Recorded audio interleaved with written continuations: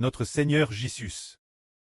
Un jour, il a accompli le miracle des 5 pains et des 2 poissons. Se dire qu'avec 5 pains, il a nourri 5 personnes. Ce miracle a grandement étonné les disciples. 5 pains ne peuvent nourrir que 5 personnes. Mais le Seigneur les a utilisés pour nourrir 5 personnes. Ce miracle est grand et merveilleux.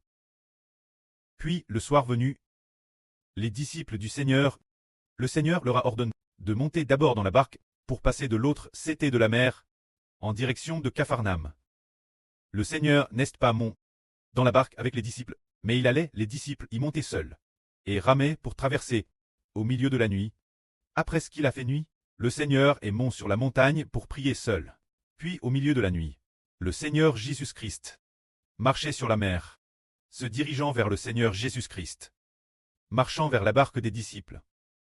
Ce moment-là, le Seigneur Jésus DJ environ 50 mTs de la barque. Les disciples, au milieu de la nuit, ont vu quelqu'un marcher sur la mer. Alors, les disciples ont pris de panique et ont eu peur, en disant « Comment est-il possible que quelqu'un marche sur la mer ?» Cet homme s'approchait de la barque des disciples, de plus en plus près. Ce moment-là, les disciples ont dit « C'est une apparition de fantôme. » Ils avaient très peur. Alors le Seigneur leur a dit « N'ayez pas peur, c'est moi, n'ayez pas peur. » Alors, ils ont reconnu la voix du Seigneur. Ce moment-là, Pierre a dit « Seigneur, si c'est vraiment toi, ordonne-moi de venir en marchant sur l'eau vers toi. » Le Seigneur a dit « Viens. » Alors, Pierre est descendu de la barque pour marcher sur l'eau et aller vers le Seigneur Jésus-Christ. Bien que Pierre ait pchache depuis son enfance, jusqu'à ce moment-là, il n'avait jamais marché sur l'eau. Il ne savait que nager, mais n'avait jamais marché sur l'eau. Ce moment-là, Pierre a fait quelques pas. Le vent et les vagues étaient très forts. De TRS grandes vagues. Ce sont leve. Ce moment-là, Pierre a vu que le vent et les vagues étaient forts. Et il a pris peur. Dès qu'il a eu peur, il a commencé à s'enfoncer.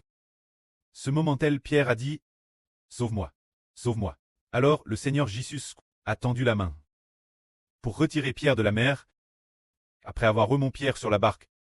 Ensuite, il a dit « Pierre, homme de peu de foi, pourquoi as-tu eu si peur ?» Le Seigneur a dit « Homme de peu de foi, pourquoi as-tu eu si peur ?» Alors tous ont dit au Seigneur « Dis au Seigneur, tu es vraiment le Fils de Dieu. » Tous se prostèrent devant le Seigneur Christ.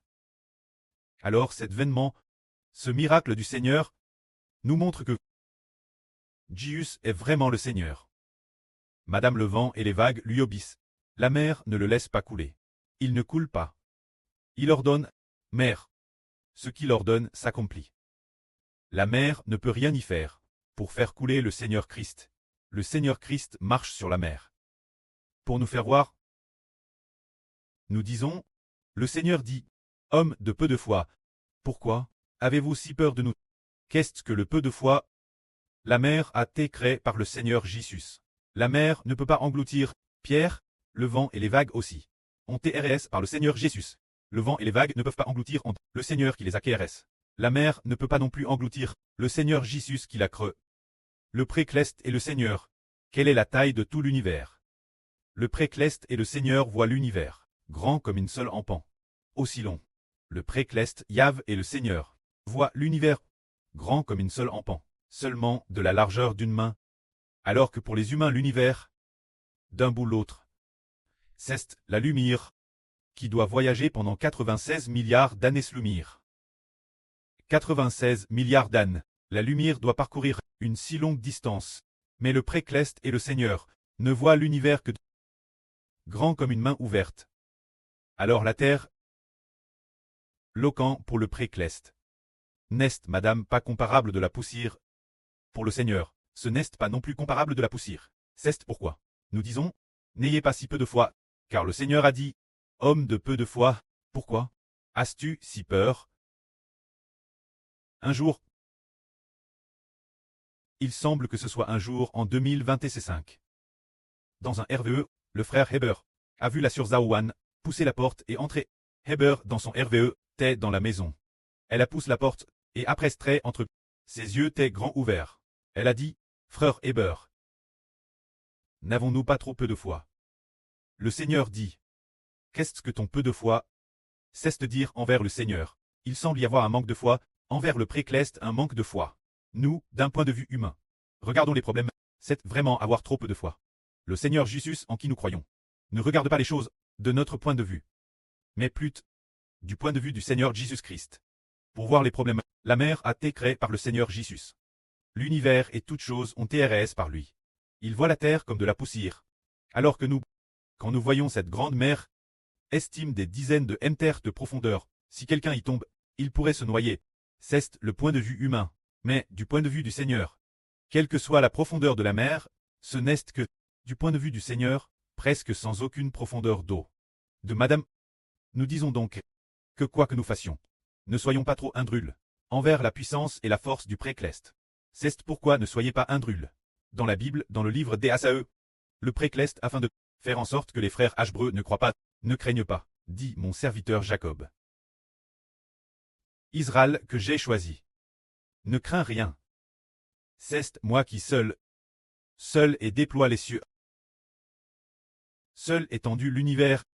C'est moi qui seul créer toutes choses. De plus, c'est moi qui détiens le souffle de vie de l'homme. Qui est aussi créer le souffle de l'homme, créer l'esprit de l'homme, créer la vie de l'homme. Éternel. C'est pourquoi ne crains rien. C'est dire que la Bible, le livre d'Ésaïe, dit en de TRS nombreux endroits. De dire aux frères Hébreux de ne pas craindre, parce que Dieu a créé toutes choses seul. Auparavant nous pensions que les gens de Satan nous attaquaient, ou que Satan nous attaquait. Nous pensions tort que c'était cause de Satan lui-même, mais il n'en est rien. Le Saint-Esprit dit ainsi. La source des attaques de Satan vient de Dieu, c'est dire que les attaques de Satan contre nous viennent de Dieu, que Dieu permet Satan de nous attaquer, que Dieu permet Satan de nous prouver. Alors, si Dieu permet aux gens de Satan de venir nous persécuter, la police de Satan de venir nous attaquer, nous comprenons tous que c'est la volonté de Dieu. N'ayez pas peur, c'est Dieu qui a mandat Satan, travers ses agents, pour nous attaquer. C'est le précleste qui a décerté cela. Alors, ne craignons pas, ne manquons pas de foi, quand nous lisons la Bible, nous découvrons que Satan est en effet dans la bonne volonté de Dieu. Le précleste permettant Satan de nous attaquer. Mais quand ce seront accomplis, les 100 ans, Dieu enverra nouveau un ange puissant pour lier Satan pendant 100 ans. Les 100 ans accomplis. Après cela, il sera de nouveau relch, et après avoir été relch, il détruira enfin le diable. Satan est dans la bonne volonté de Dieu. Il veut se servir de nos adversaires pour nous prouver, afin de faire ressortir en nous un amour profond pour Dieu, afin de forger, pour que nous puissions atteindre une vie accomplie, ce qui relève de la bonne volonté de Dieu. C'est pourquoi ne manquons pas trop de foi, faisons toutes choses par la foi. La foi, c'est la bonne volonté de Dieu. Si notre corps souffre tourment par la maladie, la persécution de la famille vient entièrement de Dieu, toutes choses viennent de Dieu. Nous pouvons y réfléchir. Si nous n'étions pas persécutés par notre famille, comment notre vie pourrait-elle grandir? S'il n'y avait pas la persécution de la police, comment aurions-nous une vie forte et courageuse? Tout cela vient de la bienveillance de Dieu. Il faut être plein de foi. La foi est la bonne volonté de Dieu. Ce moment-tel, le Seigneur Jésus-Christ, avec ses disciples, était dans la barque et arriva enfin dans un endroit appelé Gnessaret. Les gens reconnurent que c'était Jésus. Alors, ils envoient des gens dans toute la région environnante, envoyant des messagers pour amener tous les malades auprès du Seigneur. Et alors, ils ne demandent qu'une chose au Seigneur, disant, « Permets, Seigneur Jésus, permette-nous, Seigneur, d'accepter qu'il touche seulement la frange de son vêtement. » Tous ceux qui touchent le Seigneur Jésus-Christ par la frange de son vêtement furent promptement guéris. Cela signifie que, ils avaient vraiment beaucoup de foi, beaucoup de gens sont venus. Il semble donc qu'il y ait une opportunité de prêcher son évangile pour que beaucoup de gens voient les miracles du Seigneur et ses enseignements. Après cela, lorsque le Seigneur Christ fut crucifié, tous les Juifs en entendirent parler. Le Seigneur Jésus-Christ les choqua. Plus tard, il ressuscita des morts et prêcha l'Évangile. Parmi les nombreux qui avaient entendu les enseignements du Seigneur et vu le Seigneur Christ accomplir des miracles, certains crurent au nom du Seigneur Jésus pour avoir la vie éternelle. Ce moment-là, le Seigneur Jésus-Christ arriva dans cette ville. Quelques pharisiens et des scribes vinrent lui demander: pourquoi tes disciples transgressent-ils la tradition des anciens? Car tes disciples ne se lavent pas les mains quand ils mangent. Alors, le Seigneur Jésus les réprimanda. Car se laver ou non les mains pour manger ne contredit pas du tout les commandements de Dieu et ne va pas non plus contre la volonté de Dieu. Dieu n'a pas non plus ordonné de se laver les mains avant de manger. Dieu a seulement ordonné que l'homme obéisse aux enseignements de Dieu et marche dans les voies de Dieu. Alors, le Seigneur les réprimanda en disant: l'Écriture, le livre du prophète Isaïe dit. Le prophète Isaïe dit: vous m'honorez des éleveurs, mais votre cœur éloigne de moi. Alors le Seigneur dit: quant aux Juifs, ils honorent Dieu des éleveurs, mais leur cœur éloigne de Dieu. Ensuite, le Seigneur enseigna que tout ce qui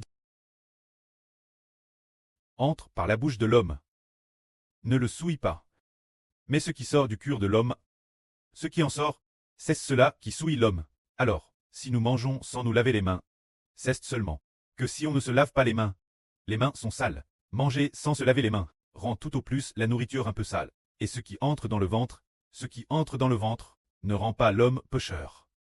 Car ce qui entre dans le ventre finit par jet aux toilettes, et cela ne fait aucun mal personne, ni soi-même,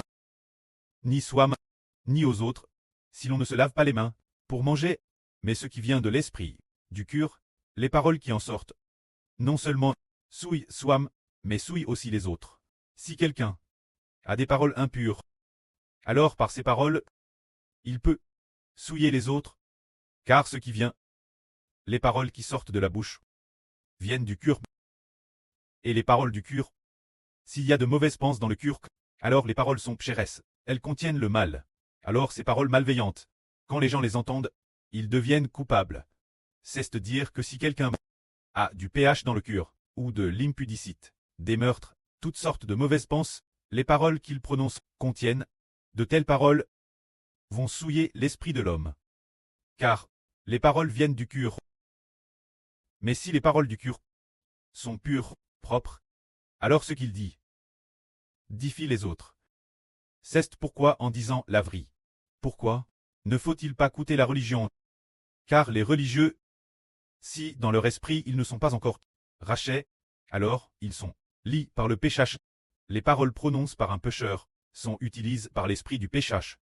Et finalement, ce que les gens reçoivent, c'est l'esprit du péchage. C'est pourquoi celui qui dit la vraie doit être saint. C'est pour cette raison, c'est ce que le Seigneur a enseigne. La nourriture qui entre dans la bouche ne souille pas l'homme, mais les paroles qui sortent de la bouche, ce sont elles qui souillent l'homme. Que la gloire soit rendue auprès et au Seigneur. Amen.